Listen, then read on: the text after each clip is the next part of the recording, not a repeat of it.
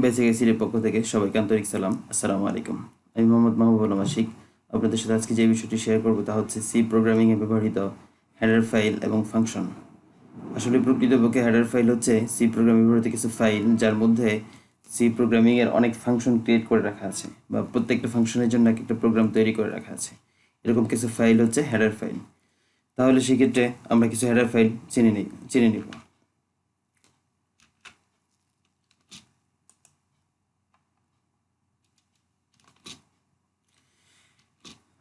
C প্রোগ্রামিংয়ে বহুল ব্যবহৃত header ফাইলগুলোর মধ্যে হচ্ছে মূলত stdio.h header file. stdio.h header file means হচ্ছে standard input output header file. প্রোগ্রামে যদি printf function, scanf function, abs function, div function, getchar function এবং putchar ফাংশন থাকে, তবে এই হেডার ফাইল ব্যবহার করতে হয়।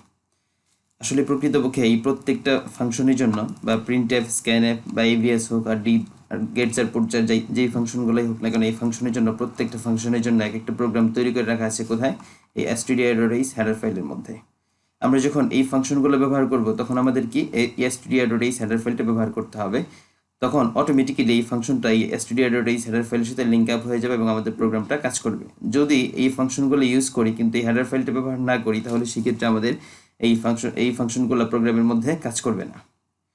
এখন এই printf ফাংশন মানে হচ্ছে ফলাফল প্রদর্শন। আমরা যদি কোনো ভেরিয়েবলের মান প্রদর্শন করতে চাই বা ফলাফল প্রদর্শন করতে চাই, তাহলে সেক্ষেত্রে এই printf ফাংশন ব্যবহার করতে হয়। এবং scanf ফাংশন হচ্ছে যদি কোনো ভেরিয়েবলের মান দেওয়া না থাকে, ইউজারের কাছ থেকে যদি কোনো ভেরিয়েবলের মান নিতে হয়, তাহলে সেক্ষেত্রে scanf ফাংশনের সাহায্যে ইউজারের কাছ থেকে মান নেওয়া হয় এবং ইউজার তখন কিবোর্ডের সাহায্যে মান ইনপুট দিয়ে থাকে। abs ফাংশন হচ্ছে মূলত এখানে কোনো সংখ্যার পরম মান নির্ণয় করা, অর্থাৎ অ্যাবসোলিউট ভ্যালু নির্ণয় করার জন্য আমরা এই abs ফাংশনটা ব্যবহার করে থাকি। div ফাংশন, div মানে হচ্ছে ডিভিশন। আমরা যদি কোনো ভাগের কাজ করে থাকি তাহলে সেক্ষেত্রে এই div ফাংশন ব্যবহার করে থাকি। getchar ফাংশন কোনো ইনপুটের সাহায্যে কোনো বার্তা গ্রহণ করার জন্য আমরা এই getchar ফাংশনটা ব্যবহার করে থাকি। এবং putchar ফাংশন হচ্ছে আউটপুটের সাহায্যে কোনো বার্তা প্রদানের জন্য আমরা putchar ফাংশন ব্যবহার করে থাকি। আমরা তারপর যেটা দেখব তা হচ্ছে conia.h। conia.h এর ফুল ফর্ম হচ্ছে মূলত console input output .h means হচ্ছে হেডার ফাইল। conia.h আমরা কখন ব্যবহার করব? যদি সি প্রোগ্রামিংয়ে গেটস ফাংশন এবং clr স্ক্রিন ফাংশন থাকে, তবে আমরা এই হেডার ফাইলটা ব্যবহার করব। গেটস ফাংশন হচ্ছে ইনপুটের সাহায্যে বার্তা গ্রহণ করবে কিন্তু স্ক্রিনে প্রদর্শন করবে না, এবং clr স্ক্রিন ফাংশন হচ্ছে স্ক্রিন ক্লিয়ারের জন্য আমরা এই ফাংশনটা ব্যবহার করে থাকব। যদি প্রোগ্রাম করার সময় আমাদের কোনো ডাস্ট বা কোনো সেই ক্ষেত্রে কোনো যদি ডাস্ট বা ময়লা জন্মে, তাহলে সেক্ষেত্রে আমরা এই clr স্ক্রিনটা ব্যবহার করে থাকি। তারপরে যেটা আমরা যে হেডার ফাইল সম্পর্কে জানবো তা হচ্ছে math.h হেডার ফাইল। আসলে মূলত math.h হেডার ফাইলটা ব্যবহার করি যদি কোনো প্রোগ্রামের মধ্যে power function, sine function, tan function, cos function এবং sqrt ফাংশন থাকে, তবে এই math.h হেডার ফাইলটা ব্যবহার করতে হয়। আসলে পাওয়ার ফাংশন মানে হচ্ছে ঘাত নির্ণয় বা কোনো ঘাত নির্ণয়ের জন্য আমরা এই পাওয়ার ফাংশনটা ব্যবহার করে থাকবো। সাইন ফাংশন মানে হচ্ছে সাইনের মান নির্ণয়, কস ফাংশন কসের মান নির্ণয়, টেন ফাংশন টেনের মান নির্ণয়, এবং sqrt ফাংশন মানে হচ্ছে মূলত কোনো বর্গমূল নির্ণয়ের জন্য আমরা এই sqrt ফাংশনটা ব্যবহার করে থাকি।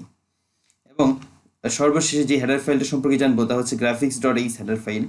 এই graphics.h হেডার ফাইলটা আমরা কখন ব্যবহার করে থাকবো? graphics.h হেডার ফাইলটা ব্যবহার করবো যদি কোনো প্রোগ্রামের মধ্যে arc ফাংশন, বার ফাংশন, সার্কেল ফাংশন এবং লাইন ফাংশন থাকে, তবে এই হেডার ফাইল ব্যবহার করতে হবে। arc ফাংশন মিনস হচ্ছে মূলত বৃত্তচাপ নির্ণয়। আমরা যদি কোনো বৃত্তচাপ অঙ্কন করতে চাই, তাহলে সেক্ষেত্রে এই arc ফাংশনটা ব্যবহার করতে হবে। বার ফাংশন মিনস হচ্ছে মূলত কোনো বার বা আয়ত অঙ্কনের জন্য আমরা এই বার ফাংশন ব্যবহার করে থাকবো। সার্কেল মানে কোনো বৃত্ত অঙ্কনের জন্য বা বৃত্ত তৈরি করার জন্য আমরা এই সার্কেল ফাংশন ব্যবহার করব। লাইন হচ্ছে রেখা নির্ণয় করার জন্য আমরা লাইন ফাংশনটা ব্যবহার করে থাকবো। আসলে সি প্রোগ্রামিংয়ে অসংখ্য হেডার ফাইল রয়েছে, কিন্তু এর মধ্যে আমরা বহুল ব্যবহৃত যে 4টা হেডার ফাইল আছে, এই 4টা হেডার ফাইল সম্পর্কে দেখে নিলাম। ইনশাল্লাহ আমরা এই হেডার ফাইল সম্পর্কে বা হেডার ফাইলগুলো ব্যবহার করে হেডার ফাইল কীভাবে লিঙ্ক আপ করা যায় প্রোগ্রামের মধ্যে, আমরা এটা দেখব এবং আমরা প্রোগ্রাম করব। তাহলে পরবর্তী পর্বের জন্য আপনাদের সবাইকে আমন্ত্রণ। ধন্যবাদ সবাইকে।